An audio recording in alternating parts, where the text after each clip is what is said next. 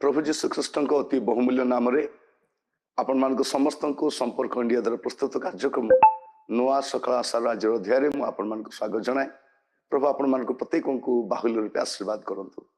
आज जो प्रसंग रे प्रभु को वाक्य ध्यान करिबा प्रसंगर शीर्षक होउछि विश्वास उश्वास नुहे। विश्वास उश्वास नुहे। अनेक लोग विश्वास करती और कहते विश्वास द्वारा मो घर टे पाइली, विश्वास करी पुओटे पाइली, विश्वास करी चाकरी पाइली, विश्वास करी मोर अमुक समस्या थिला समाधान हो गला। एगुड़ा कहवा समय आम भावु जे विश्वास बोधे एगुड़ा कहीं करे अन्यटा किसी करे।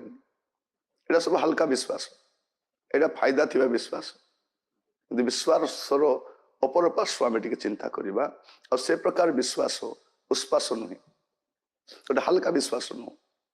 मुझे कहवाई चाहे एवरी पुस्तक तार 11 अध्याय आम